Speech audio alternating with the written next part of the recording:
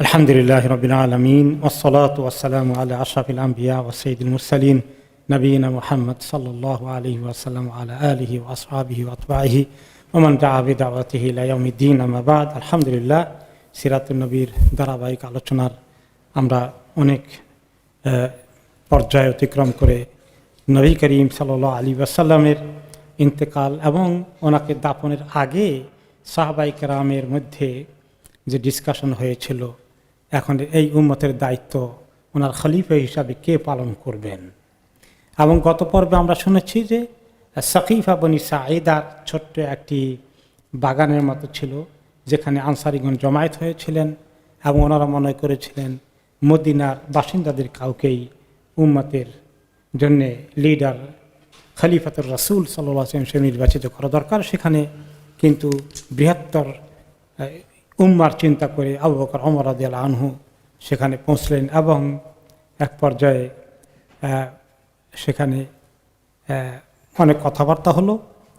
সর্বশেষ কথা মদিনার আনসারি যায়েদ ইবনে সাবিত রাদিয়াল্লাহু আনহু বললেন, কারণ আনসারিদের একটা ধারণা ছিল যে তারাই মদিনার দায়িত্বশীলদের মধ্যে থেকে খলিফা নির্বাচিত হবে। শুধু মদিনার ছোট্ট সোসাইটিকে ওনারা সামনে রেখেছিলেন, কিন্তু এটা যে বৃহৎ ইসলামী রাষ্ট্র, এটার পরিচালনার জন্য কোরাইশ সাহায্যে হবে না, এই কথা যখন হাদিস থেকে শোনানো হয়ে গেল, পরবর্তী পর্যায়ে সর্বশেষ বক্তা বলা যায় ছিলেন যায়েদ ইবনে সাবিত রাদিয়াল্লাহু আনহু। গত সপ্তাহে শুনেছি যে উনি উঠে নবী করিম সাল্লাল্লাহু আলাইহি ওয়াসাল্লামের শান উল্লেখ করলেন আর আনসারীদেরকে বললেন,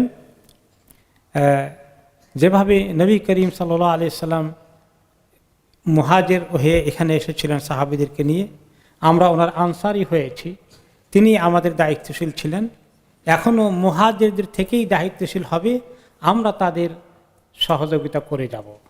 এই সর্বশেষ কথা ছিল কার? যায়েদ ইবনে সাবিত রাদিয়াল্লাহু আনহু। তিনি এই কথা বলার পরে পরিস্থিতি, উনি আনসারি, শান্ত হয়ে গেল এবং একটা সুন্দর পরিবেশ আবার তৈরি হয়ে গেল।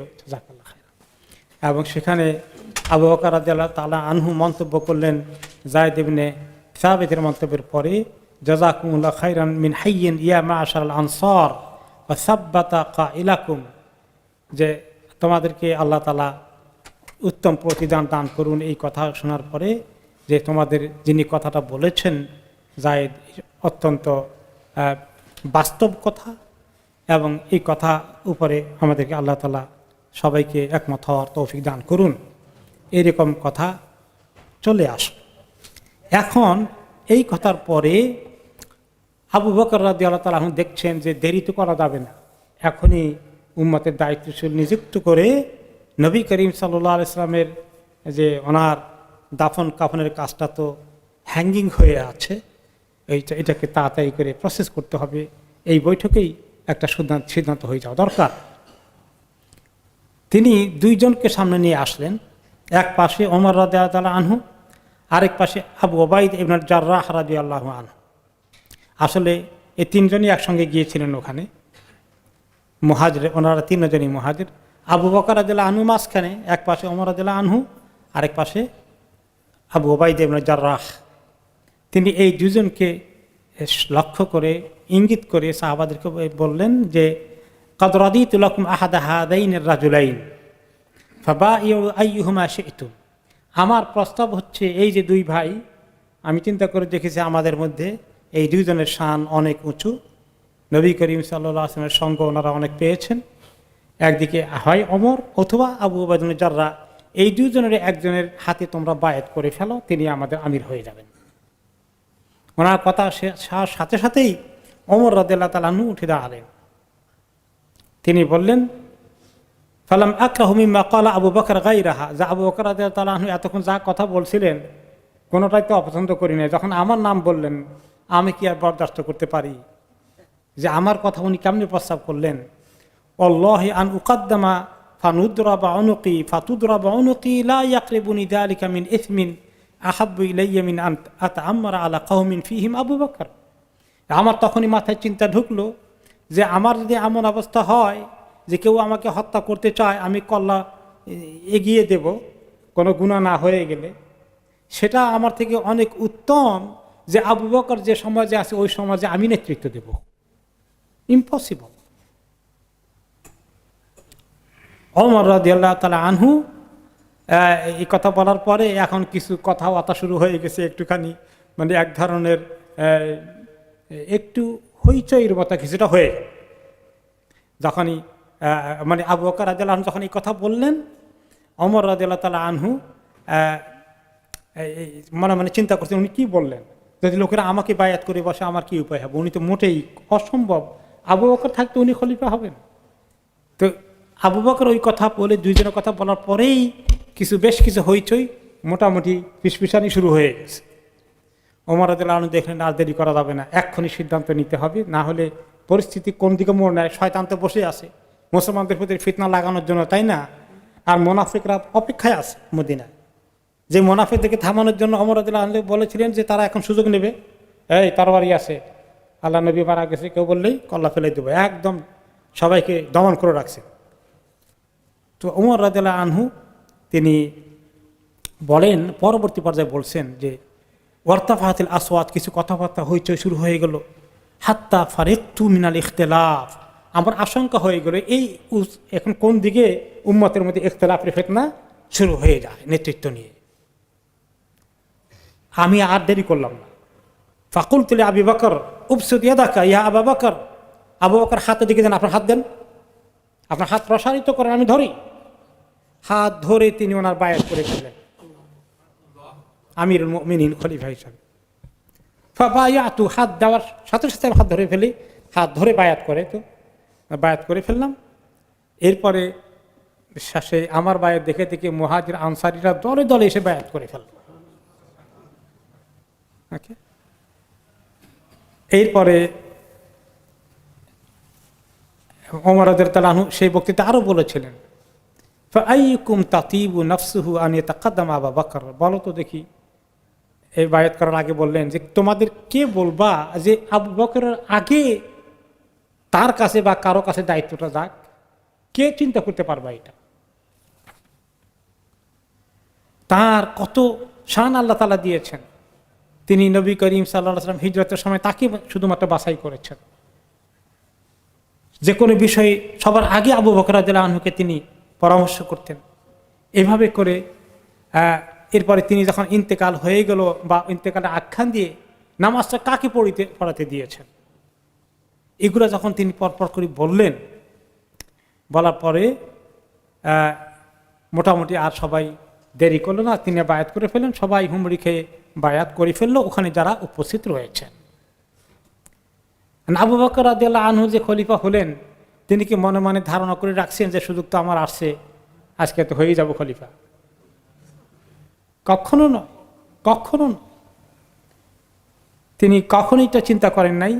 রাফে আত-তাই, তিনি একজন সাহাবী, তিনি বলেন যে পরবর্তী পর্যায়ে আমি অনেক পরে আবু বকর রাদিয়াল্লাহু আনহুকে জিজ্ঞেস করেছিলাম যে আপনার বায়াতটা কেমনে হয়েছিল, তিনি সেখানে ছিলেন, কিভাবে হলো আমাকে একটু বলবেন, পরিস্থিতির তখন কেমন ছিল? তখন তিনি বললেন যে আনসাররা কিভাবে চিন্তা করেছিল, পরে মুহাজিরা সেখানে গিয়ে তাদেরকে কিভাবে ঐক্যের দিকে আনার জন্য প্রচেষ্টা চালালেন, ওমর রাদিয়াল্লাহু আনহু কি কথাগুলো বলেছিলেন, এরপরে নবী করিম সাল্লাল্লাহু আলাইহি সাল্লাম যে আমাকে নামাজের দায়িত্ব দিয়েছিলেন, ওই সবগুলো সেই বাচ্চারা পড়া শুরু করে দিল। আমি যখন রাসূলুল্লাহ সাল্লাল্লাহু আলাইহি সাল্লাম যখন অসুস্থ ছিলেন, এই সব কিছু বলে তখন যখন কথা বললেন, আর সে আমার হাত টেনে দিয়ে বায়াত ধরে ফেললো, আমি অপ্রস্তুতভাবেই বাধ্য হলাম তার বায়াত নিতে, এই দায়িত্ব মাথায় নিতে, কারণ আমি দেখছি যে এই মুহূর্তে উম্মত ফিতনার দিকে ছুটে যেতে পারে। তারপরে তিনি বলেন যে আমি ওয়াকাবিলতুহা মিনহুম, এই অবস্থায় আমি তাদের এই দায়িত্ব কবুল করতে বাধ্য হলাম। ওয়া তাখাওয়াফতু আন তাকুনা ফিতনা, খুব আশঙ্কা হলো বড় ফিতনা হয়ে যাবে। ওয়া তাকুনা বাদাহা রিদ্দা, এই ফিতনা অনেককেই হয়তো মুরতাদ হওয়ার দিকে ঠেলে দিতে পারে। দুর্বল মনা কিছু মুনাফিক কিসিমের, কারা তো কেউ কেউ পরিষ্কার মুনাফিক, কারো কারো ইমান কিছু দুর্বল ছিল, মুনাফিকের কাছাকাছি, এরা হয়তো ইসলাম থেকে বেরিয়ে যেতে পারে এই উপলক্ষে। এরপরে আরেকটি হাদিসে এসেছে, সাদ ইবনে ইব্রাহিম তিনি বলেন যে আব্দুর রহমানের আউফের ছেলে ইব্রাহিমের ছেলে সাদ তিনি বলেন যে যখন আবু বকর রাদিয়াল্লাহু তাআলা আনহু বক্তৃতা করলেন, সেই বক্তৃতাটাকে তিনি কোট করছেন। আবু বকর কি বলেছিলেন, মা কুনতু হারিসান আলাল ইমারাতি ইয়াওমান ওয়ালা লাইলাতান। তিনি খেলাফতের দায়িত্ব আসার পরে বললেন যে আমি কোনো দিন রাতে কোনো সময় কখনোই চিন্তা করিনি, লোভ আসেনি, আমার দিলে এরকম ধারণা আসেনি যে আমি খলিফা হয়ে যাব আল্লাহর নবীর। ওয়ালা সাআলতুহা ফি সিররিন ওয়ালা আলানিয়াতিন, পরোক্ষ গোপনে প্রকাশ্যে কোনো সময় আমি এরকম কোনো আশাও পোষণ করিনি, কোনো তামান্নাও প্রকাশ করিনি, কাউকে বলিও নি যে এরকম কিছু করো। তো এইভাবে ওনার যখন বায়াত হয়ে গেল, সেদিন ছিল সোমবার বিকালবেলা, সন্ধ্যার দিকে, আর সকালবেলা নবী করিম সাল্লাল্লাহু আলাইহি ওয়াসাল্লামের ইন্তেকাল হয়েছিল। পরবর্তী দিন মঙ্গলবার শুরু হয়ে গেল। এখন পরবর্তী দিন সকালবেলা সবাই ফজরের জন্য মসজিদে চলে আসলেন। এখানে জামায়াত হওয়ার পরে আবু বকর রাদিয়াল্লাহু আনহুর সাকিফা বনি সাঈদার মধ্যে তো সবাই যান নাই, এদের বাইরে যারা ছিল তাদের সবার বায়াত হয়ে গেল পরের দিন সকালে। এবং সেই কথাটা আনাস রাদিয়াল্লাহু আনহু বিস্তারিত বলেছেন, লাম্মা বুইয়া আবু বকর ফি সাকিফা, সাকিফাতে আবু বকরের বায়াত যখন হয়ে গেল সোমবারে, পরবর্তী দিন ছিল মঙ্গলবার, তখন আবু বকর রাদিয়াল্লাহু আনহু সকালবেলা মসজিদের মিম্বরে বসলেন। ওমর রাদিয়াল্লাহু তাআলা আনহু তখন আবু বকর রাদিয়াল্লাহু আনহুকে সামনে রেখে একটা ভাষণ দিলেন মানুষদেরকে বোঝানোর জন্য। ওমর রাদিয়াল্লাহু তাআলা আনহু একটু কথা বললেন। কি কথা বললেন?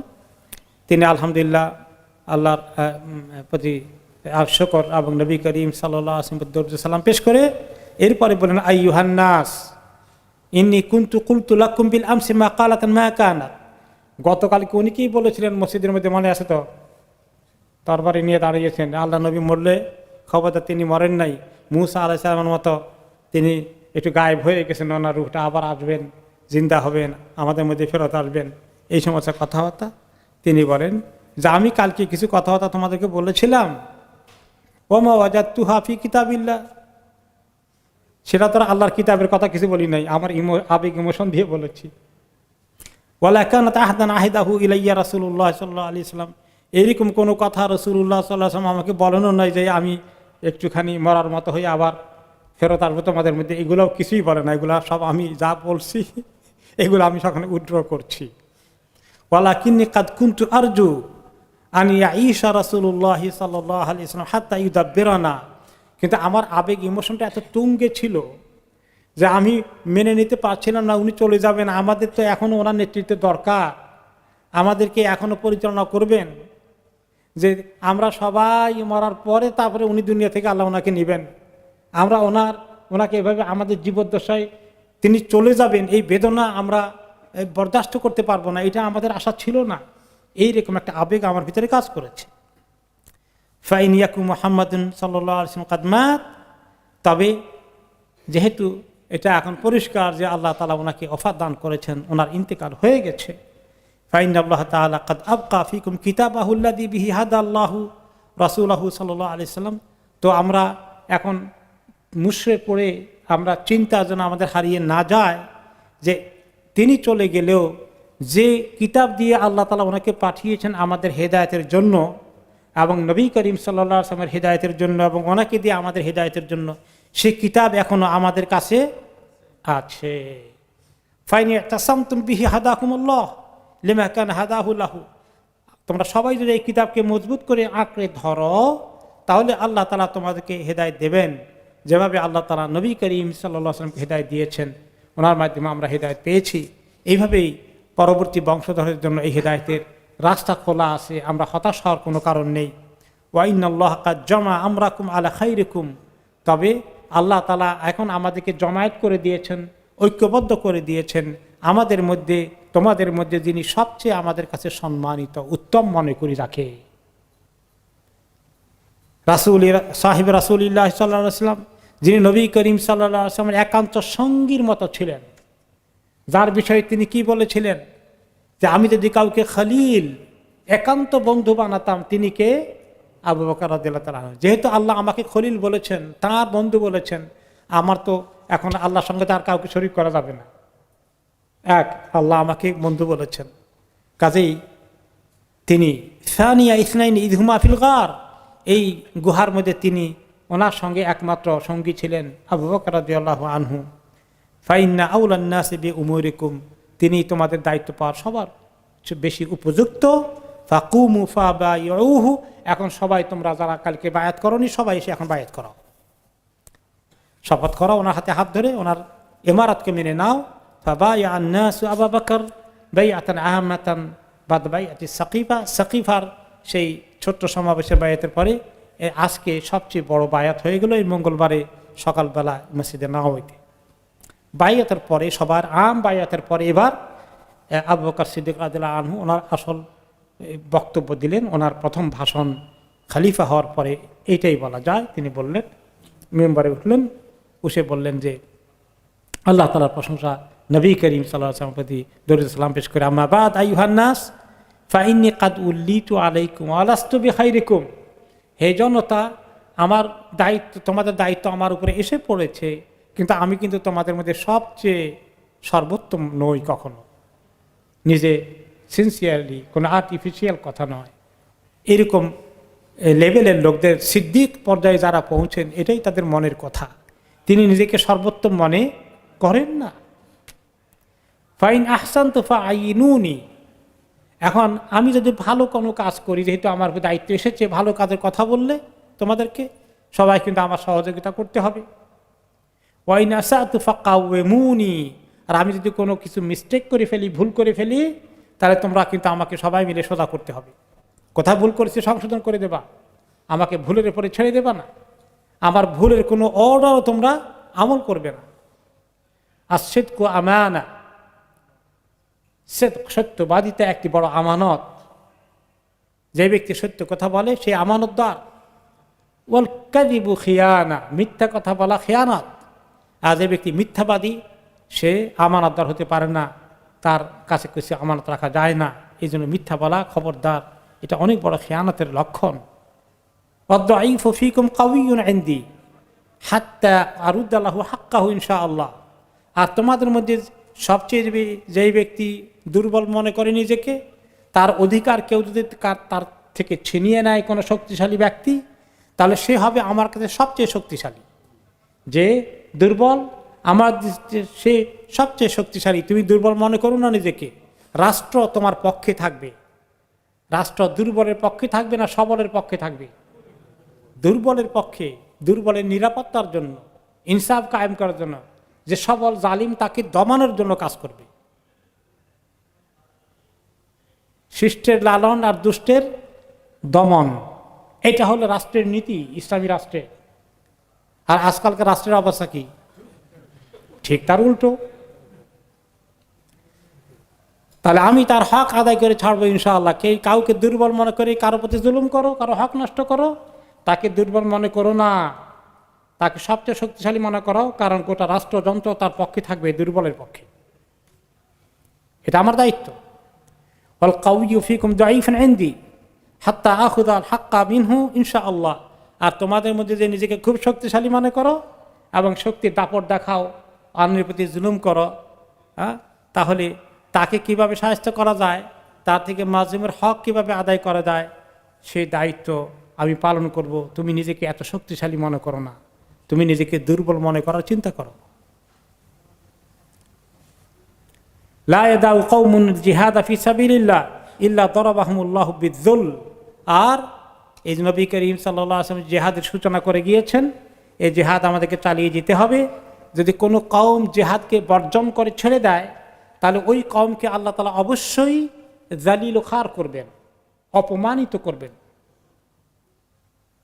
এবং সেটাই মুসলিম উম্মাহ এখন ফেস করছে, অপমানিত হয়ে আছে। ওয়ালা তাসিউল ফাহিশাতু ফি কওমিন কাত ইল্লা আম্মাহুমুল্লাহু বিল বালা। আর যে কওমের মধ্যে ফাহিশা কাজ, গর্হিত কাজগুলো, যে কাজগুলো গুনাহ খাতার কাজ, এগুলো যদি ছড়িয়ে পড়ে, বেহায়াপনা ইত্যাদি সমাজে ছড়িয়ে পড়ে, তাহলে সেই সমাজের মধ্যে আল্লাহ তাআলা বলা মুসিবত নামিয়ে দিবেন। আতিউনি মা আতাতুল্লাহ ওয়া রাসূল, তোমরা সবাই আমার কথা মানবে যতক্ষণ আমি আল্লাহ এবং তার রাসূলের কথা মেনে চলি। সেই নির্দেশগুলো তোমরা মানতে হবে। ফাইন আসাইতুল্লাহ ওয়া রাসূলা ফালা তাআতা লি আলাইকুম, আমি যদি আল্লাহ এবং তার রাসূলের নির্দেশের বাইরে কোনো নির্দেশ দেই, কোনো হুকুম দেই, কোনো ফরমান দেই, তাহলে সেটা আনুগত্য করার কোনো দায়িত্ব তোমাদের নেই, বরং আনুগত্য না করা তোমাদের দায়িত্ব। কি সুন্দর ইসলামিক প্রিন্সিপালগুলোকে তিনি তুলে ধরলেন। এরপরে আলী রাদিয়াল্লাহু তাআলা আনহু ওই বায়াতের সময় ছিলেন না, তিনি আসলেন না বায়াত করতে, এবং জুবাইর ইবনে আওয়াম রাদিয়াল্লাহু আনহু আসলেন না। তিনি নবী করিম সাল্লাল্লাহু আলাইহি ওয়াসাল্লাম ফুফাতো ভাই, এই দুইজন বায়াতের মধ্যে অনুপস্থিত। সবাই বায়াত করছে প্রথম দিনেই অথবা দ্বিতীয় দিনে, কিন্তু ওনাদেরকে পাওয়া গেল না। এই প্রথম দিনে ছিলেন না, দ্বিতীয় দিনও পাওয়া যাচ্ছে না। তখন একটা হাদিসে এসেছে যে নবী করিম আবু বকর রাদিয়াল্লাহু আনহু যখন মিম্বারে কথা বলছেন, সবাইকে দেখছেন, সবাই যেভাবে আলোচনা করেন সবাইকে দেখেন, তিনি আলী রাদিয়াল্লাহু আনহুকে সেখানে দেখলেন না। তো বলছে আলী রাদিয়াল্লাহু আনহুকে দেখি না কেন, তাকে একটু কেউ নিয়ে আসবেন খবর দিয়ে। তা কয়েকজন আনসারী ভাই গিয়ে ওনাকে নিয়ে আসলেন। আনার পরে আবু বকর রাদিয়াল্লাহু আনহু বললেন, ইবনে আম্মি রাসূলিল্লাহ সাল্লাল্লাহু আলাইহি ওয়াসাল্লাম ওয়া খাতানাহু, আল্লাহ নবীর চাচাতো ভাই এবং তার জামাতা, আরা তান তাসুক আসাল মুসলিমিন, আপনি কি মুসলমানদের লাঠিটাকে ভেঙে ফেলতে চাইছেন? লাঠি মানি তাদের শক্তি, তাদের ঐক্য, আপনি দেরি করলেন কেন বায়াত করতে?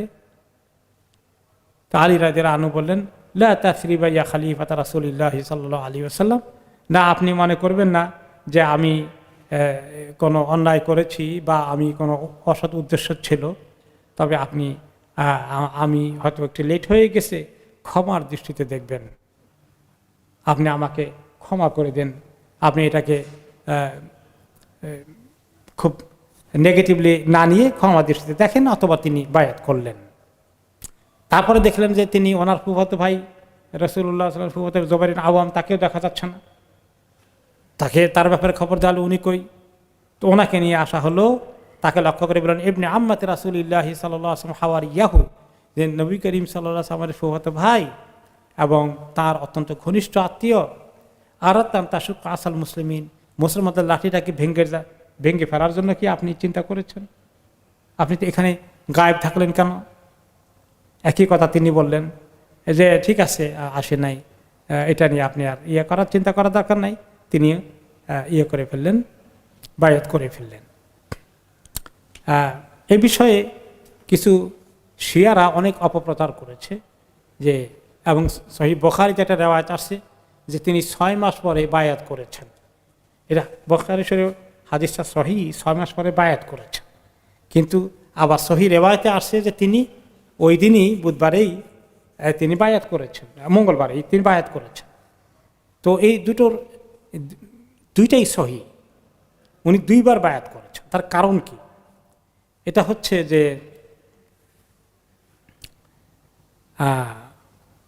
একটা হাদিস এসছে যে যখন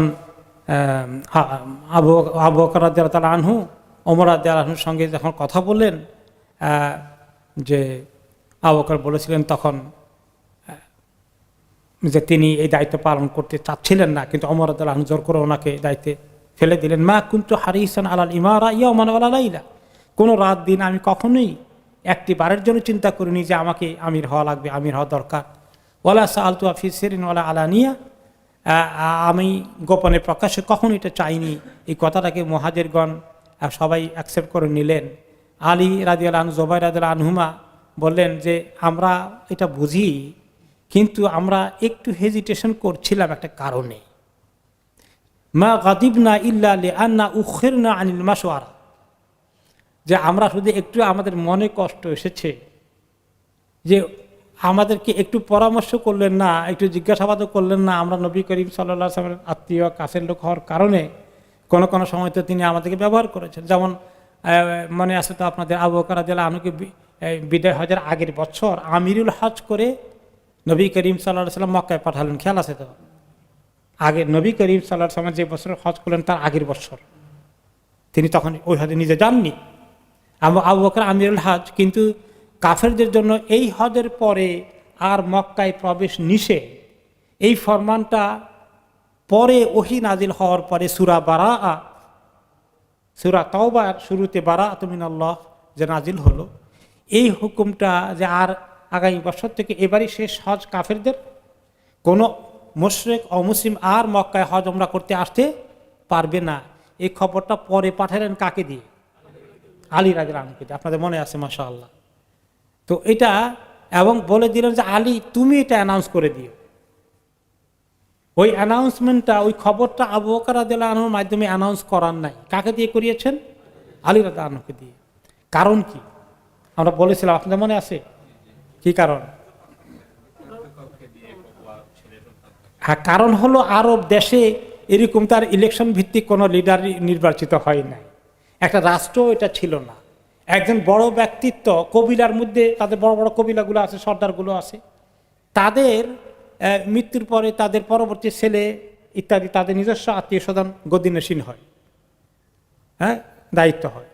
এখন আরবদের কাছে ওই কনসেপ্ট মাথার মধ্যে আছে যে এই এমন একটা জরুরি খবর, এটা নবী করিম সাল্লাল্লাহু আলাইহি ওয়াসাল্লামের পক্ষ থেকে স্পেশালি তার ফ্যামিলি মেম্বার একজন বললে এটা তারা সিরিয়াসলি নেবে। তো এখন আলী রাদিয়াল্লাহু আনহুর এখানে মাইন্ড এসেছে যে আমরা তো ওনার পরিবারের একটা রোল প্লে করি, বুঝছি, কিন্তু একটু পরামর্শ করলে ভালো হতো। পরামর্শ করে নাই, মনটা একটু খারাপ হয়েছে, একটু গোসা করেছে। এটা হয় কারণ উনিও পরামর্শের উপযুক্ত। ওমর রাদিয়াল্লাহু আনহু যেভাবে উপযুক্ত, অবশ্যই ওমর রাদিয়াল্লাহু আনহুর যোগ্যতা অনেক বেশি, কিন্তু আলী রাদিয়াল্লাহু আনহু বেশ, এবং নবী করিম সাল্লাল্লাহু আলাইহি ওয়াসাল্লাম দাফন কাফন থেকে শুরু করে একান্ত কাছের তো উনি, তো একটু পরামর্শ করলে হয়তো ভালো হতো। তা আবু বকর ওমর রাদিয়াল্লাহু আনহু আসলে ওনারাও এখন পরামর্শ যে করবে না ইচ্ছা করে কি বাদ দিয়েছেন? জরুরি পরিস্থিতি, ইমার্জেন্সি মোকাবিলা করছেন। ইমার্জেন্সি মোকাবিলা করতে গিয়ে হয়তো ওনাকে সাথে করে নিয়ে আসলে ভালো হতো, খেয়াল করেন নাই। তো এই যে গ্যাপ হয়ে যায় দেখছেন তো, আপনি দেখবেন সুবহানাল্লাহ, আপনি পারিবারিক দায়িত্ব পালন করতে একটা বিয়ের সাথে লাগিয়ে দিয়েছেন, অমুকে বলবেন কিন্তু বলার সুযোগ হয় নাই, আপনি কথাটা পাকাপোক্ত করে ফেলছেন, এখন তো গোসা করে বসছে। অমুক জামাই হাতের কাছে নাই, তাকে পার নাই, আপনার মেয়ের কথা ঠিক করছেন, সে বড় জামাই কিংবা সে মেজো জামাই, এখন সে তো রাগ করে বসছে, আমাকে ছাড়া কথা বলছে আর আমি যাবই না বিয়ে। এগুলো হয়, এগুলো হিউম্যান উইকনেস আসে। তো আলী রাদিয়াল্লাহু আনহু এবং ওনার ফুফাতো ভাই এটা একটুখানি উইকনেস চলে এসেছে, জুবাইর ইবনে আওয়ামের। তো ওনারা একটু গোসা করেছিলেন যে আমরা, তারপরে বলেন কি যে একটু গোসা করেছিলাম ঠিকই, কিন্তু ইন্না নারা আন্না আবু বকর আহাক্কুন নাস বিহা, এতে তো কোনো সন্দেহ নাই, আমরা তো কনফার্ম নিশ্চিত যে আবু বকরের এই দায়িত্ব পালন করা উচিত অবশ্যই, এই ব্যাপারে আমাদের কোনো কথা নাই। ওয়াইন্নাহু লা সাহিবুল গার, একই কথা বলছেন আলী রাদিয়াল্লাহু আনহু। তিনি নবী করিম সাল্লাল্লাহু আলাইহি ওয়াসাল্লাম যিনি সেই হিজরতের সময় গারের মধ্যে, গারে সাওরে যিনি সঙ্গী ছিলেন, যাকে তিনি এত বিশ্বস্ত করে একমাত্র নিজের হাতের কাছে রেখেছেন, তাকে ছাড়া আমরা কাকে গ্রহণ করব খলিফা হিসাবে? ওয়া ইন্না লা না'রিফু শারাফাহু খাবারাহু, আমরা তার এই শান সম্মান এবং তার এই যে কর্মকাণ্ড, তার জীবনকে তিনি কিভাবে ধন সম্পদ সব কিছু বিলিয়ে দিয়েছেন আল্লাহ নবীর জন্য, আমরা কি এগুলো জানি না? এগুলোকে আমরা অস্বীকার করবো? ওয়ালাকাদ আমারাহু রাসূলুল্লাহ সাল্লাল্লাহু আলাইহি ওয়াসাল্লাম আন ইউসাল্লিয়া বিন-নাস ওয়া হুয়া হাই, তিনি জীবিত থাকা অবস্থায় যখন নামাজ পড়াতে পারেন না, তিনি তাকে নামাজের ইমারত দিয়েছেন। তো গোটা মুসলিম উম্মার ইমারত তো ওনারই পাওয়ার উপযুক্ত, এই ব্যাপারে তো কোনো সন্দেহ থাকতে পারে না। তাহলে ক্লিয়ার হয়ে গেল, শিয়ারা এখনো অপপ্রচার করে যে এই সাহাবীরা আবু বকর ওমর মিলে বিশেষ করে এই দুইজনে ষড়যন্ত্র করে আলীকে বঞ্চিত করেছে খেলাফত থেকে। তাদের কিতাবপত্রে এগুলো সুস্পষ্টভাবে লেখা আছে। এখন মুসলমানদের মধ্যে কেউ কেউ যখন সহিহ বুখারীতে একটা হাদিস পড়ে যে আলী রাদিয়াল্লাহু আনহু 6 মাস পরে বায়াত করেছেন, এটার অর্থটা কি সেদিকে এখন আমরা ব্যাখ্যা করব।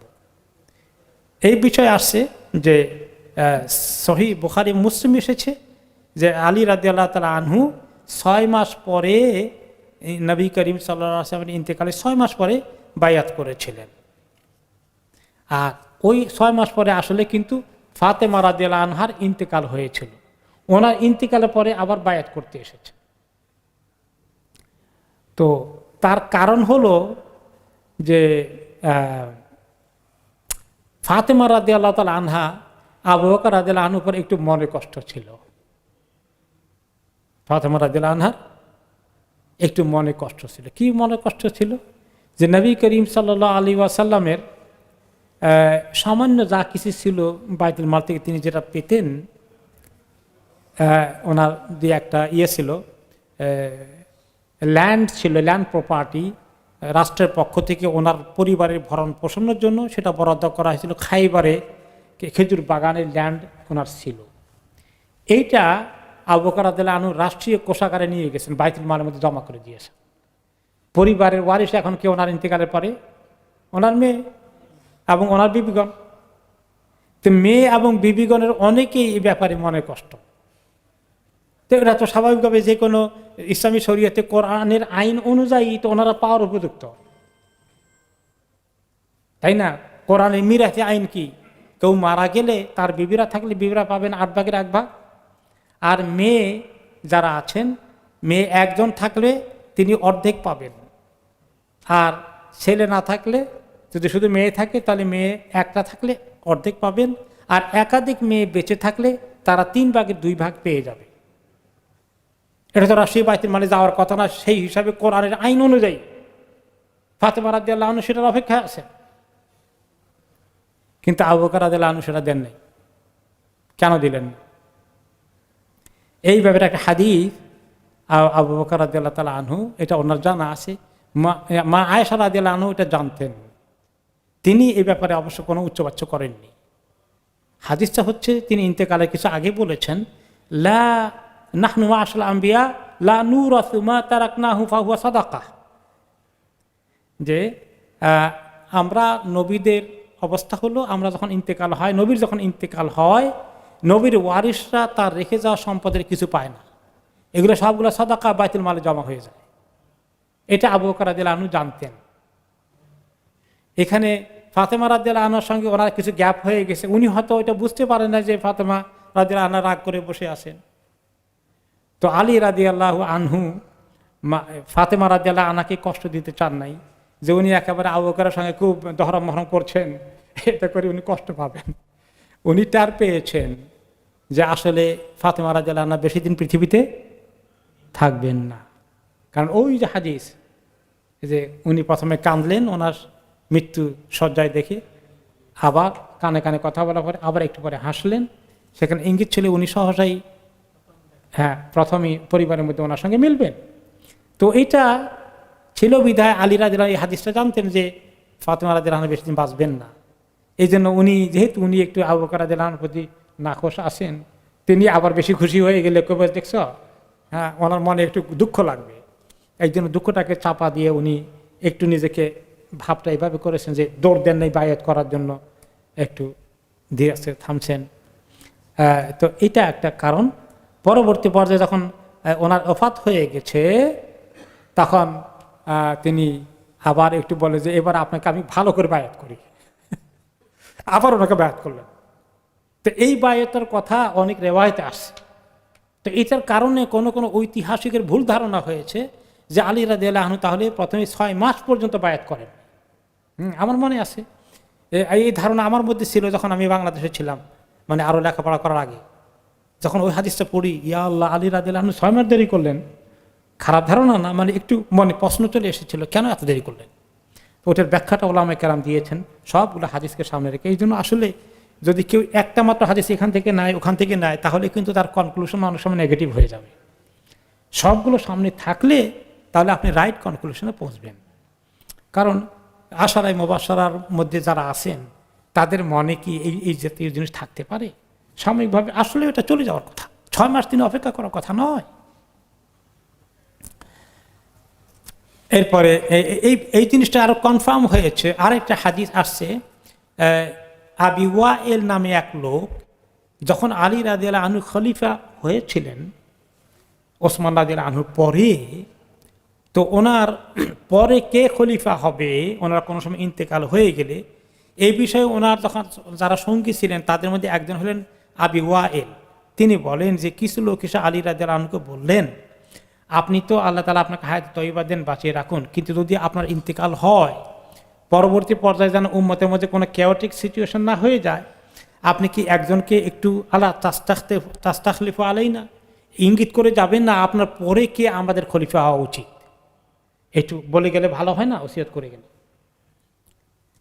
তখন তিনি কি জবাব দিলেন, মাস্তাখলাফা রাসূলুল্লাহ সাল্লাল্লাহু আলাইহি ওয়াসাল্লাম ফাস্তাখলিফু, নবী করিম সাল্লাল্লাহু আলাইহি ওয়াসাল্লাম যেভাবে কোনো কাউকে খলিফা হিসেবে নিজে নিযুক্ত করে বলে দিয়ে যান নাই, আমিও সেভাবে কাউকে নিযুক্ত করে বলে দিয়ে যাব না।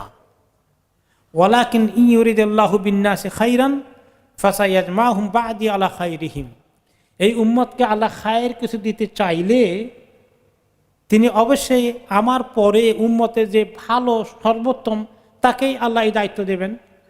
যেভাবে কামা জামাহুম আলা নবীহিম বাদা নবীহিম আলা খাইরিহিম, যেভাবে নবী মুহাম্মদ সাল্লাল্লাহু আলাইহি ওয়াসাল্লামের ইন্তিকালের পরে তার উম্মতের মধ্যে সবচেয়ে উপযুক্তকে আল্লাহ দায়িত্ব দিয়েছিলেন, আমার ইন্তেকালের পরেও উম্মতের সবচেয়ে উপযুক্ত থেকে আল্লাহ দায়িত্ব দিতে পারেন, কাজে আমি সেই দায়িত্ব দেওয়ার কাজ পালন করব না। তাই এখানে আলী রাদিয়াল্লাহু আনহুর স্টেটমেন্ট কি, উম্মতের মধ্যে নবী করিম সাল্লাল্লাহু আলাইহি ওয়াসাল্লাম পরে খলিফার উপযুক্ত কে? আবু বকর রাদিয়াল্লাহু আনহু, পরিষ্কার স্টেটমেন্ট।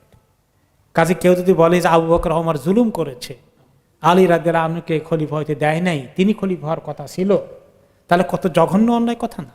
শিয়ারা এটাকেই বিশ্বাস করে। এবং এই জন্য সাহাবায়ে কেরাম, ইজমা এবং আনসারীরা সবাই একমত হয়ে গেল যে তিনি একমাত্র উপযুক্ত। এরপরে পরবর্তী যে বিষয়ের দিকে আমরা এখন যাব, যে এবারে খেলাফত নিযুক্তের কাজ হয়ে গেছে, এখন নবী করিম সাল্লাল্লাহু আলাইহি ওয়াসাল্লামকে দাফনের প্রক্রিয়া শুরু হয়ে যাচ্ছে। এখন দাফন করতে হলে প্রথম কাজ করতে হবে, ওনাকে গোসল করাতে হবে। এখন গোসলটা ওনাকে কিভাবে করানো হবে এটা নিয়ে সবাই আলোচনা করছেন। তিনি বলে যান নাই যে আমাকে এভাবে গোসল করিও, গোসল মাইতকে কিভাবে করাইতে হয় সেটা তো শিখিয়ে দিয়েছেন। আর আমরা যদ্দূর জানতো ইব্রাহিম আলাইহিস সালামের শরীয়ত থেকে বাকিটা উনি ওনার তত্ত্বাবধানে ওনারা শিখেছেন। ওনার মেয়ে যখন ইন্তেকাল হয়েছে কেমনে পানি ঢালতে হবে, কয়টা কাপড় পরাতে হবে, এগুলো সব বলে দিয়েছেন। তো ওইটা তো আছে, তারপরে ওনাদের মধ্যে কেন মতামত হলো কি করবে। তো এই বিষয়ে আয়েশা রাদিয়াল্লাহু আনহা বলেন যে যখন আপনার মঙ্গলবার দিন শেষ হয়ে গেল খেলাফতের বাইয়াতের কাজগুলো করতে করতে, তখন দিনের শেষ পর্যায়ে মঙ্গলবারেই অপরাহ্নের দিকে সাহাবারা চিন্তা করলেন যে এবার আমাদের ওনাকে দাফন করাবো, গোসল করাইতে হবে। লাম্মা আরাদু কাসলা রাসূলুল্লাহ সাল্লাল্লাহু আলাইহি ওয়াসাল্লাম ইখতালাফু ফিহি, এখন কিভাবে গোসল করাবে এটা নিয়ে ইখতিলাফ হয়ে গেল। আল্লাহি মা নাদরি কাইফা নাসনাউ আনুজাররিদু রাসূলুল্লাহ সাল্লাল্লাহু আলাইহি ওয়াসাল্লাম কামা নুজাররিদু মাউতানা আম নুগাসসিলহু আলাইহি থিয়াবাহু আম নাগসিলহু আলাইহি থিয়াবাহু, আমরা কি ওনার যেভাবে অন্য মাইয়েদেরকে গায়ের কাপড় খোলা উপরে একটা চাদর দিয়ে ঢেকে দিয়ে বড় সমস্ত কাপড় খুলে ফেলতে হয়, ওইভাবেই কি আমরা করব, গোসলটা দেব, নাকি কাপড় সহ নাকি গোসল দেব, যে ওনার শরীর থেকে কাপড় খোলাটার কাজটা আমাদের শানে মানায় না, ওনার শানটা এরকম হবে না, এটা তো আমরা বুঝতে পারছি না। তিনি তো এগুলো কিছু বলে যান নাই, না সেটা কোরআনে আছে। এটা নিয়ে ওনাদের ভিতরে দ্বিধাদ্বন্দ্ব, বিভিন্ন রকমের ডিসকাশন চলছে। তো ওনারা কয়েকজন এবার যখন গোসল করতে আসছেন পানি টানি নিয়ে এসে, এখন এই কাজের মধ্যে কেমনে করবেন এটা নিয়ে ওনারা কথা বলছেন। 5-6 জন আসছেন গোসল করানোর জন্য। এই যে এখন কি করি আমরা, এই কথাবার্তা বলতে বলতে ওকে এই কথা শেষ না হতেই সবার ঝিমানি চলে আসলো, সবগুলো একসঙ্গে ঘুমের মতো ঝিমানি। এ কথার মাঝখান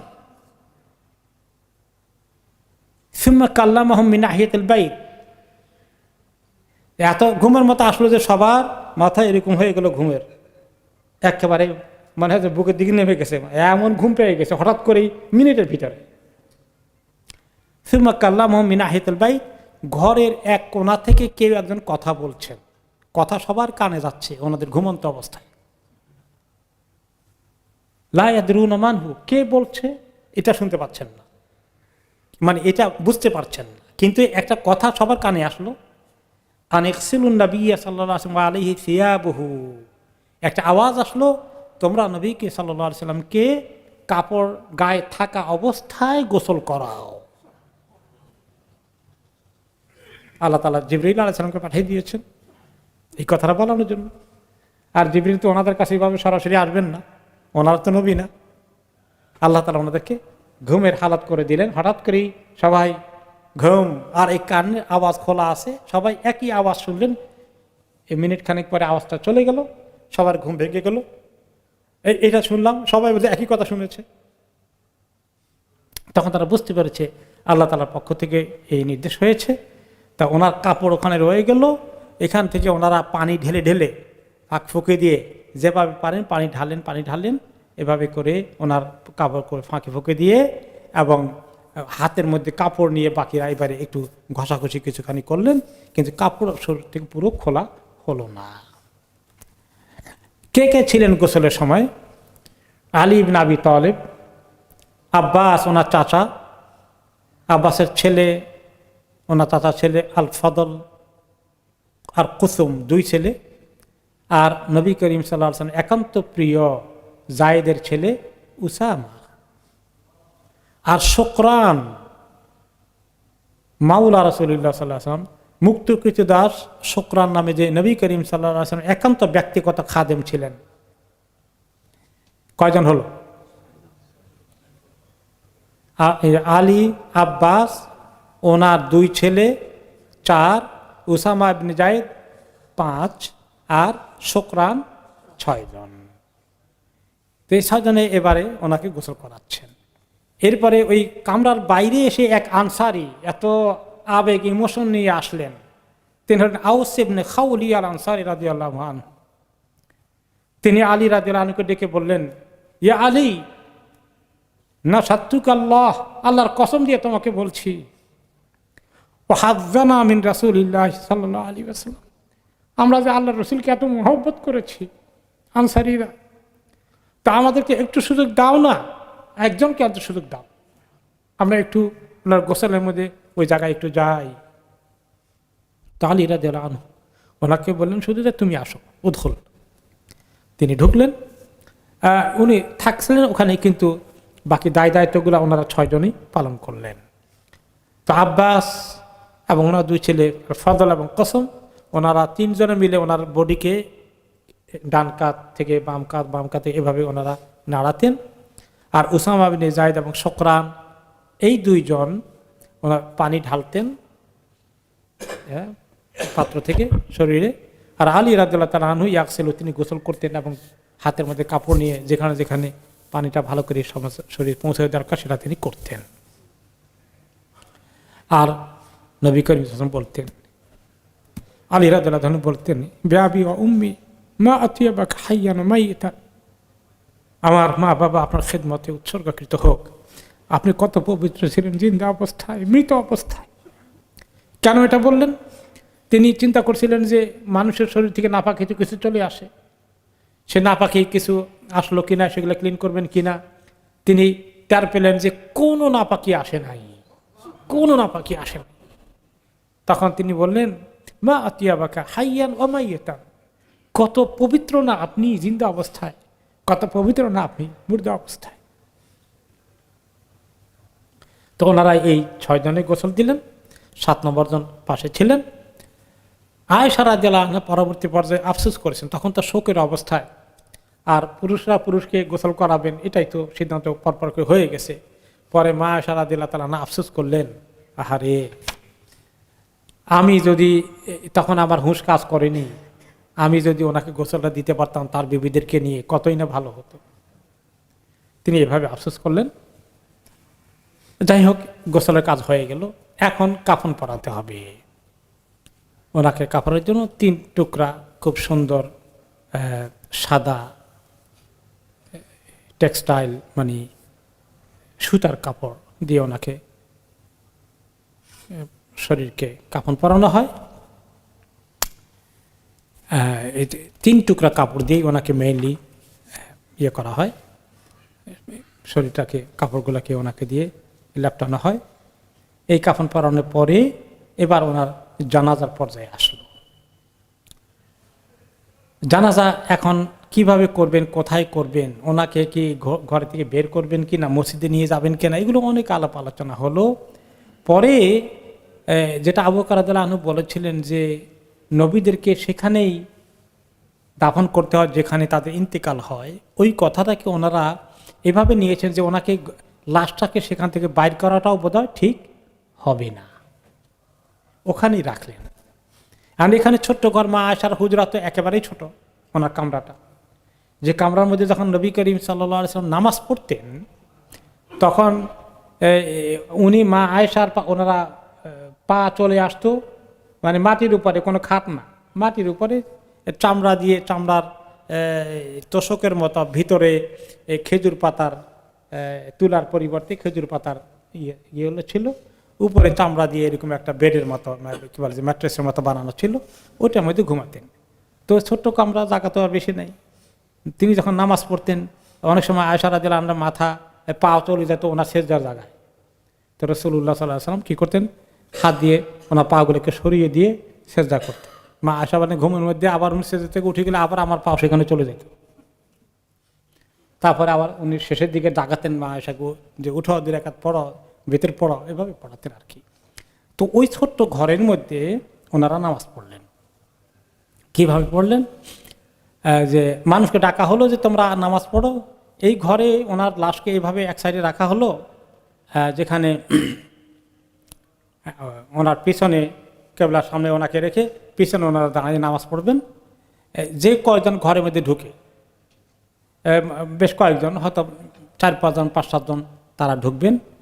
ইসাল্লুনা আলাইহি ওয়ালা ইয়াউম্মুহুম আহাদুন, কেউ কোনো ইমাম নাই, সবাই একা একাই ওনাকে এই নামাজ পড়ে পড়ে চলে যাচ্ছেন, একা একাই নামাজ পড়ে পড়ে চলে যাচ্ছেন। কোনো জামাত নয়, কোনো ইমাম হিসাবে কেউ নেই, প্রত্যেকে ইন্ডিভিজুয়ালি পড়ে যাচ্ছেন। এইভাবে কেন করলেন, এর ব্যাখ্যায় ওলামায়ে কেরাম পরবর্তী পর্যায়ে ডিসকাস করেছেন। তো তাদের অনেকের বক্তব্য হচ্ছে যে 1 নম্বরে ওখানে তো কোনো বড় জামাত হবে না, আর এভাবে জামাতের আয়োজন করতে গেলেও তো আবার সময় লেগে যাচ্ছে। ওনারা যারা পড়বেন, পড়ে সামনের দিকে খুলে দেওয়া হয়েছে, তারা পিছনে প্রচুর লোক, শত শত হাজার হাজার লোক আছেন, তারা নামাজ পড়েই পিছন দিয়ে ওনার বাইরে, সামনের দিকে বাইরে চলে যান, সামনের দিকে বাইরে চলে যান, যাতে করে প্রত্যেকেই নিজে তিনি সরাসরি রাসূলুল্লাহ সাল্লাল্লাহু আলাইহি ওয়াসাল্লামের জানাজা পড়তেছেন এই মর্যাদাটা পেয়ে যান। কেউ আরেকজন ইমামতি করতেছে না, আমি নিজেই ওনাকে সরাসরি নামাজ পড়ছি, এরকম একটা সুযোগ সবার জন্য চলে আসে। এবং এতে করে যেটা হবে, আর এক বড় জামাত না করে এই কন্টিনিউয়াসলি কতবার ওনার জানাজা হচ্ছে, এখন প্রত্যেক যত শত অথবা যত হাজার জন এসেছেন তত হাজার জানাজা ওনার হল। তো এইটার ওনার এই এত বেশি জানাজা হওয়ার জন্যে এই সুযোগটাও সৃষ্টি হয়ে গেল। এই সমস্ত কিছু সামনে রেখে ওনারা জামাত করেননি, ওনাকে এভাবেই একা একা নামাজ পড়ে বিদায় করে দিলেন। নামাজ যখন শেষ হয়ে গেল, এখন তারা এবার বললেন যে আমরা ওনাকে এখন দাফন করব। জানাজা শেষ, এখন দাফন, কোথায় দাফন করব? সেই জায়গাতেই, যেখানে ওনার লাশ যেখানে শুয়ে আছে সেখানেই। কেউ এটা বলার আগে সবখানে এখন আলোচনা চলতেছে, কেউ কেউ বলতেছে আমরা জান্নাতের বাকিতে ওনাকে, মানে বাকি গোরস্থান যেটা, সেখানে নিয়ে যাব।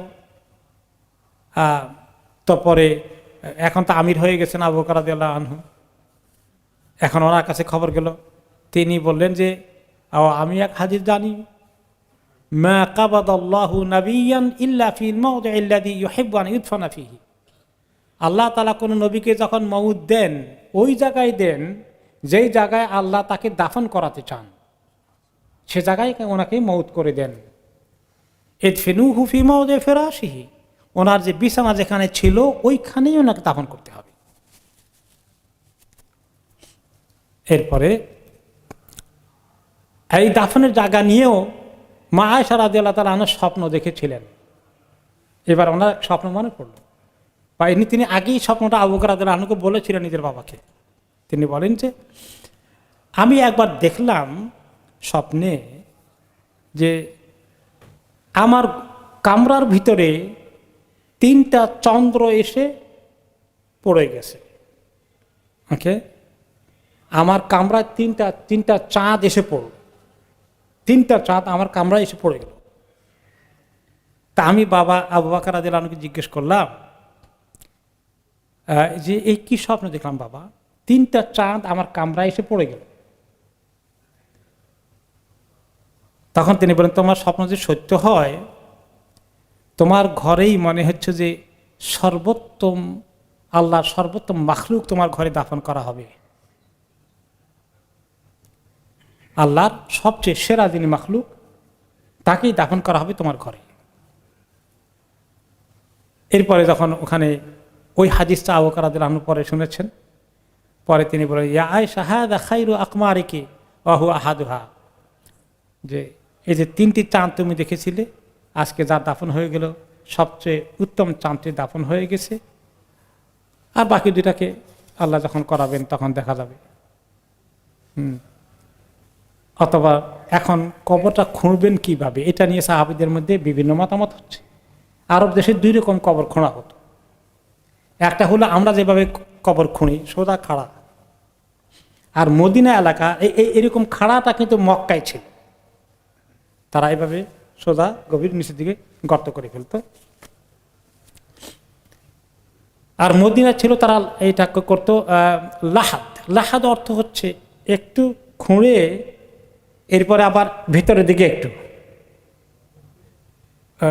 একটু মানে কি বলা যায়, একটু গুহার মতো করে একটুখানি খুঁড়ে নিয়ে ওইখানে কবর দিবে, তারপরে এই পাশে একটুখানি কাঁচা ইটের বেড়ার মতো করে দিয়ে তারপরে দাফন করে। তাহলে যে আমাদের দেশে যেটা আছে যে আমরা বাঁশটা দিয়ে আমরা করে উপরে মাটি দেওয়ার জন্য, ওইটা লাগে না। ওই এরকম তেসরি করে গুহার মতো করে দিয়ে লাশটা ভিতরে ঢুকাই দিল, আর এই পাশে দিয়ে যাতে এদিকে চলে না আসে ছোট্ট কাঁচা ইটের মাটির ইটের দিয়ে বেড়ার মতো করে দিল, এরপরে বাকিটাকে ভর্তি করে দেয়। এখন কোনটা করবে এটা নিয়ে ওনাদের মধ্যে ইখতিলাফ হচ্ছে। তো এখন মদিনায় ওই সময় 2 জন লোক, একজন মুহাজির যিনি মক্কি তরিকায় কবর খোঁড়ার কাজ করতে পারেন, এক্সপার্ট, ওনার নাম হলো আবু উবাইদ ইবনুল জাররাহ রাদিয়াল্লাহু আনহু। আর মদিনার তরিকায় যিনি এক্সপার্ট, অনেক সাহাবীদের জন্য কবর খুঁড়েছেন, তিনি হচ্ছেন আবু তালহা রাদিয়াল্লাহু আনহু। 2 জনকে খবর দেওয়া হলো। এখন ওনারা বাকিরা যেখানে এখন যারা আছেন, আবু বকর রাদিয়াল্লাহু আনহু, আলী রাদিয়াল্লাহু আনহু, সবাই পরামর্শ করতেছেন ওনাকে কোন তরিকায় কবর দেওয়াটা ওনার জন্য উত্তম হবে, এটা ওনারা আলাপ আলোচনা করছেন। তো বলেন যে 2টাকে পাঠাই, যাকে আল্লাহ আগে নিয়ে আসেন মনে করতে হবে ওইটাই আল্লাহ চান। তো 2 জনকেই খবর দেওয়া হলো। দেওয়ার পরে তো আবু তালহা রাদিয়াল্লাহু আনহু উনি প্রথম চলে আসলেন। তখন সাহাবারা বলেন যে আল্লাহ বোধহয় এটাই চেয়েছেন, মদিনার তরিকা ভিতরে গুহা করে ওনাকে কবর দেওয়া। এরপরে এখন কবর খোঁড়া হয়ে গেছে, রাইট। পাঠানোর আগে ওনারা খুব আলোচনা করছে, তর্ক, কিছু ডিসকাশন হচ্ছিল যে না, কেউ বলতেছে না মদিনার তরিকাটাই উত্তম, কেউ বলছে না আমরা মক্কা থেকে আসছি, তিনি মুহাজির ছিলেন, সেখানকার তরিকাটাই ওনার জন্য উত্তম হবে। এটা নিয়ে অনেক চিল্লাচিল্লি হয়েছিল। ওনার তখন ডিসিশন দিলেন 2 জনকে খবর পাঠাও, যে আগে আসবে আল্লাহ তাকে আগে আনবেন, সেটাই আল্লাহর মাকসুদ, খালাস। তা আগে যিনি আসলেন মদিনার তরিকা হয়ে গেল, কবর খোঁড়া হয়ে গেছে। এখন ও কবর খোঁড়ার জন্য ওনার যেখানে শোয়া আছেন, ওই শোয়ার ওই খাটের উপরেই যেখানে বা মাটিতে যেখানে শোয়া ছিলেন, সেটাকে ওনা থেকে বডিটাকে সরিয়ে ওই জায়গার মধ্যেই ঠিক কবরটা খোঁড়া হলো। আর ওনার কবরে নামানোর জন্য কে ঢুকলেন? আব্বাস রাদিয়াল্লাহু আনহু, ওনার চাচা, আলী রাদিয়াল্লাহু আনহু, ফদল যিনি আব্বাসের ছেলে, 3 জন নিচে নামলেন লাশকে ধরার জন্যে। আর উপরের থেকে ওনার যে খাদেম শুকরান, ওনার বডির নিচে নামানোর আগে ওনার খাদেম শুকরান কি করলো, এক টুকরা লাল কাপড় কিছুটা মোটা ইয়ের মতো আর কি, মনে করেন শতরঞ্জির মতো বা মোটা বিছানা চাঁদের মতো এক টুকরা লাল কাপড় এনে মাটির নিচে বিছিয়ে দিল ওনাকে বডি শোয়ানোর আগে। অতঃপর এর উপরে ওনার বডিটাকে রাখলেন, নবী করিম সাল্লাল্লাহু আলাইহি ওয়াসাল্লাম শরীরকে ওখানে রাখলেন। তো এটা ঠিক হলো কি না, মাটিতে না রেখে একটা বডির উপর রাখলেন, এটা নিয়ে ওলামায়ে কেরাম অনেক আলোচনা করেছেন। শেষ পর্যন্ত হলো যে সাহাবায়ে কেরাম যেটা করেন ওইটা শরীয়তের দৃষ্টিতে আপত্তিকর নয়, কারণ তিনি বলেছেন যে আমার উম্মত কোনো গোমরাহির উপরে একমত হবে না, এবং আলাইকুম বিসুন্নতি সুন্নতি খোলাফায়ে রাশিদিন, খলিফা রাশিদ আবু বকর আছেন, ওনার নেতৃত্বে যেটা অ্যাকসেপ্ট করা হয়েছে এটা নিশ্চয়ই ওনার জন্য শান হিসাবে স্পেশাল মর্যাদা সব কিছুতেই থাকে। ওনার ব্যাপারটা একটু স্পেশাল, আর দশজনের মতো নয়, তাই না? স্পেশাল একটু আগে যে হাদিস শুনলাম, কি ছিল সেটা? সবার কাপড় খুলে ফেলতে হয়, কিন্তু ওনার কাপড় খোলা হয় নাই। তো আল্লাহ নবীর শানকে, সেরা মাখলুকাতকে আল্লাহ তাআলা কিছু স্পেশাল মর্যাদা যখন দিয়েছেন, এটা ওনারা সেভাবে নিয়েছেন। কিন্তু পরবর্তী পর্যায়ে আবু বকর, ওমর রাদিয়াল্লাহু আনহু বা অন্য কেউ ইন্তেকাল করে ফেললে আর ওনারা এটা চালু রাখেন নাই। তো কাজেই এখান থেকে কেউ যদি আবার না নেয়, যেহেতু নবী করিম সাল্লাল্লাহু আলাইহি ওয়াসাল্লামের জন্য একটা সুন্দর বিছানা চাদর দেওয়া হয়েছে, তা আমরাও দেই না কেন আমাদের মুরব্বীর জন্য? না, এটা ঠিক হবে না। যদি কেউ কোনো ওলামা এটা বলার চেষ্টা করেছেন যে যেহেতু ওনার জন্য করা হয়েছে নেওয়া যাবে, কিন্তু অধিকাংশ আইমায়ে কেরাম, ওলামায়ে কেরাম মনে করেছেন যে না, এটা ঠিক হবে না, ওনা এভাবেই থাকবে, মাটির উপরেই দাফন করতে হবে। তো এখন যখন কবর দেওয়া হলো, তখন এক ব্যক্তি পরে ঢুকতে হলো, তিনি হলেন যে মুগীরা ইবনে শুবা, বলেন যে কাদ বাকিয়া মিন রিজলিহি শাইউন লাম ইসরাহুহু, যখন মাটি দিয়ে চাপা দিয়েছে পায়ের দিকে কিছু অংশ একটু খালি রয়ে গেছে, মাটি কম পড়েছে, কেউ খেয়াল করে নাই। তো সে যখন এটা নোটিস করলেন মুগীরা ইবনে শুবা, তো দেখো তো ওনার পায়ের ওখানে ফাঁক রয়ে গেছে, নাম নেমে ওই জায়গাটার মধ্যে মাটিটা পড়ে নাই ভালো করে। তো তারা বলে তাহলে তুমি ঢুকে ওই জায়গাটার মধ্যে নিচে থেকে আগে মাটি দিয়ে দাও। তখন তিনি সেখানে ঢুকলেন, ঢুকে ওনার পায়ের উপরে কিছু মাটি দিলেন। এই যে ওনার পায়ের উপরে মাটি দিলেন, ওনার হাত ওনার পা টাচ করেছিল। পরবর্তী পর্যায়ে সবাই বলে যে ওনার কি কিসমত, সর্বশেষ টাচটা উনি দিয়েছেন।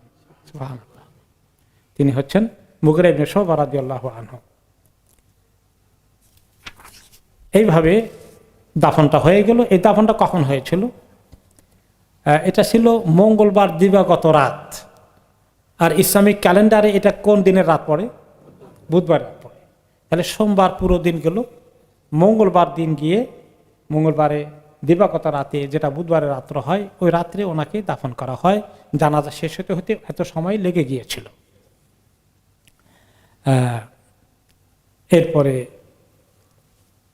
তারপরে যখন ওনার দাফন হয়ে গেল, এরপরে সাহাবাদের ভিতরে দাফন করে এসে হায়রে ওনাদের কি কান্না, কি হারালেন ওনার,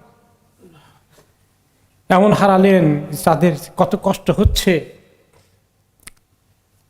তো ফাতেমা রাদিয়াল্লাহু তাআলা আনহা বলছিলেন, ইয়া আবাতা আজাবা রাব্বান দাওয়াহ, হে আমার আব্বা যার দোয়া আল্লাহ কবুল করতেন, ইয়া আবাতা জান্নাতুল ফিরদাউস মাওয়াহ, আর আমি আশা করছি জান্নাতুল ফিরদাউস আল্লাহ ওনাকে ঠিকানা দিবেন।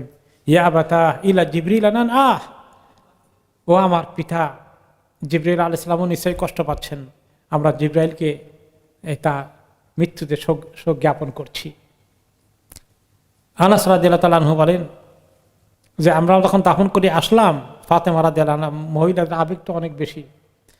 আমি তো ছোকরা মানুষ, ছোট মানুষ, আমাকে লক্ষ্য করে বলেন, ইয়া আনাস আতাবাত আনফুসুকুম তাহুসু আলা রাসূলিল্লাহি সাল্লাল্লাহু আলাইহি ওয়াসাল্লাম তুরাব, তোমাদের কি খুব ভালো লাগছে আল্লাহ নবীকে মাটিতে রেখে তার গায়ের উপরে মাটি দিতে? তোমাদের খুব ভালো লাগছে বুঝি?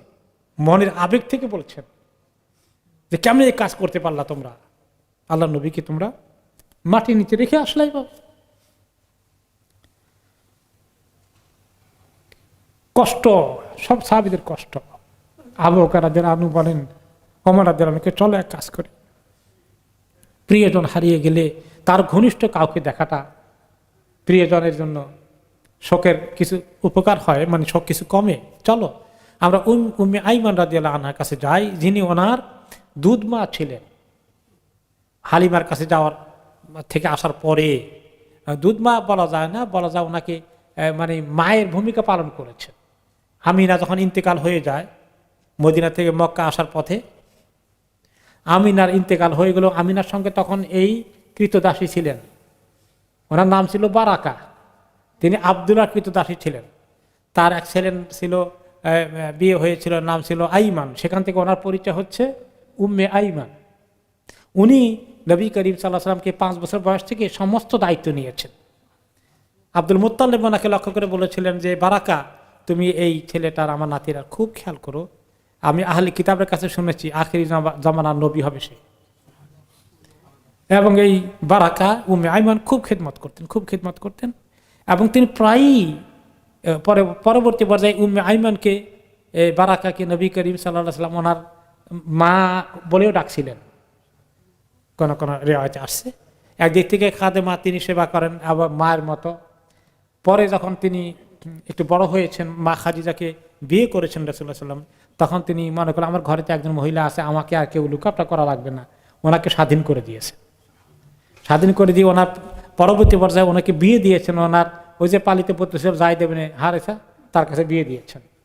সেই ঘরে একটা ছেলে হয়েছে, ওই ছেলে আবার শহীদ হয়ে গেছে।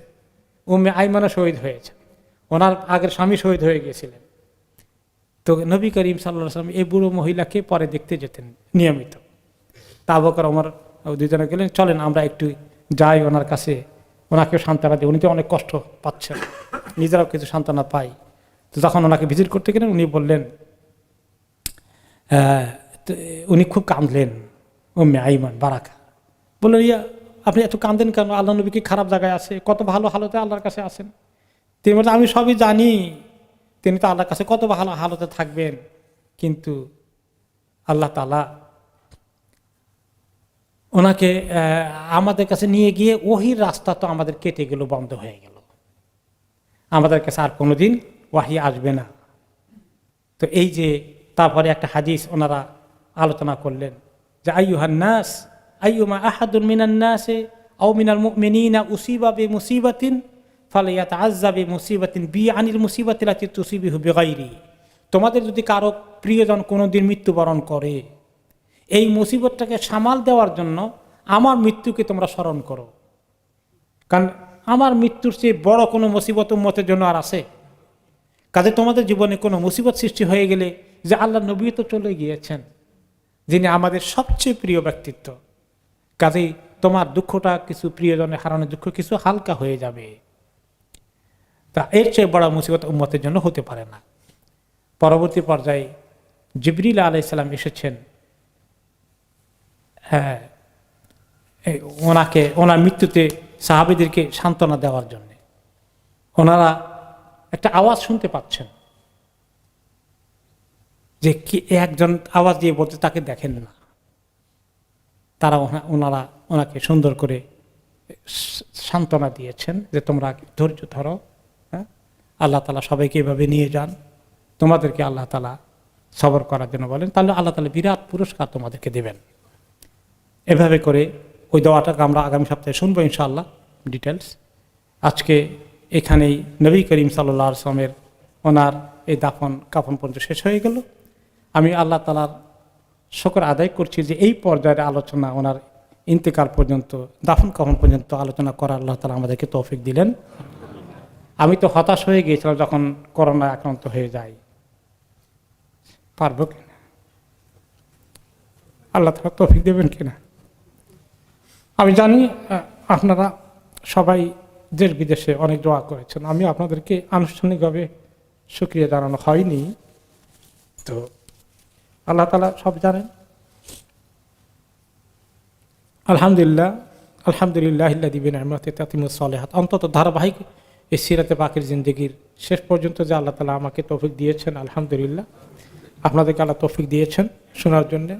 আল্লাহ তাআলা যেন আমাদেরকে এই কাজটাকে কবুল করেন এবং নবী করিম সাল্লাল্লাহু আলাইহি ওয়াসাল্লামের সিরাতে পাককে থেকে আমাদের শিক্ষা নিয়ে গোটা জীবনকে আমরা কিভাবে পরিচালনা করব সেই চ্যাপ্টারগুলো কিন্তু রয়ে গেছে। এই জন্য আমাদের সিরাত নবী থেকে আলোচনা আমাদের অব্যাহত থাকবে ইনশাআল্লাহ, যে তিনি কিভাবে ছেলে মেয়েদের সঙ্গে ব্যবহার করেছেন, স্ত্রী পরিবারের সঙ্গে ব্যবহার করেছেন, দুশ্মনের সঙ্গে ব্যবহার করেছেন, যে কষ্ট দিয়েছে তাকে কিভাবে ব্যবহার করেছেন, রাগ গোসা কিভাবে দমন করেছেন, কিভাবে তিনি হাসতেন, কিভাবে তিনি জটিল পরিস্থিতিকে তিনি ডিল করতেন, আমাদের জীবনের ঘাত প্রতিঘাতে উঠা নামায় কত কিছু আমাদের জীবনে আসে, কিভাবে আমরা ওনার আখলাক থেকে, যেটা জন্য আল্লাহ বেশি পাঠিয়েছেন আমাদের কাছে, লাকাদ কানা লাকুম ফি রাসূলিল্লাহি উসওয়াতুন হাসানাহ, জীবনের আদর্শ কোথায়, আমরা কোথায় ওনার আদর্শ মিস করছি, আমাদের যে কোনো কাজগুলো করি ঠিক মতো হয় কি না, না ওনার মতো কপি করা লাগবে আমাদেরকে। এই জন্য এইগুলোকে শোনার আসল কাজ আমাদের বাকি রয়ে গেছে। আল্লাহ তাআলা যেন আমাদেরকে সেই কাজের শোনার জন্য এবং আমল করার জন্য তৌফিক দান করেন, এই তামান্না করে আজকের কথা এখানে শেষ করছি। সুবহানাকাল্লাহুম্মা ওয়া বিহামদিকা আশহাদু আল্লা ইলাহা ইল্লা আনতা আস্তাগফিরুকা ওয়া আতুবু ইলাইক ওয়া সাল্লাল্লাহু তাআলা আলা খাইরি খালকিহি সাইয়্যিদিনা মুহাম্মদ ওয়া আলা আলিহি ওয়া আসহাবিহি আজমাইন। আসসালামু আলাইকুম ওয়া রাহমাতুল্লাহি ওয়া বারাকাতুহু।